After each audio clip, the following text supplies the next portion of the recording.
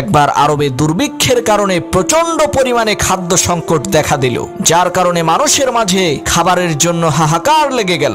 এমন সময় হযরত উসমান গনি রাদিয়াল্লাহু তাআলা আনহুর 1000 মণ গমের একটি চালান বিদেশ থেকে মদিনায় পৌঁছালো। তৎকালীন আরবের বড় বড় কয়েকজন ব্যবসায়ী হযরত উসমানের কাছে যেয়ে বলল, হুজুর, দুর্দশা পীড়িত অসহায় মানুষের কষ্ট দূর করার জন্য আপনার সমস্ত গম আমরা 50% লাভে কিনে নিতে চাই। এর মানে হলো, যদি আপনার গমের দাম 100 টাকা হয়, তাহলে আমরা সেই গমের দাম 150 টাকা দেব। তাদের এই কথা শুনে হযরত উসমান বললেন, তোমরা যদি আমাকে এই গমের দাম 1000 গুণ বাড়িয়ে দাও, অর্থাৎ গমের দাম যদি 100 টাকা হয়, আমাকে 1 লক্ষ টাকা দিতে হবে, তাহলে আমি তোমাদের কাছে গম বিক্রি করতে রাজি আছি। কারণ একজন আমাকে এই গমের দাম 700 গুণ বাড়িয়ে দিতে চেয়েছে, অর্থাৎ আমার গমের দাম যদি 100 টাকা হয়, তাহলে সে আমাকে 70,000 টাকা দেবে। হযরত উসমানের এই কথা শুনে ব্যবসায়ীরা অবাক হয়ে বলল, সর্বনাশ, এত বেশি পরিমাণে লাভ দিয়ে কে আপনার কাছ থেকে গম নিতে চেয়েছে?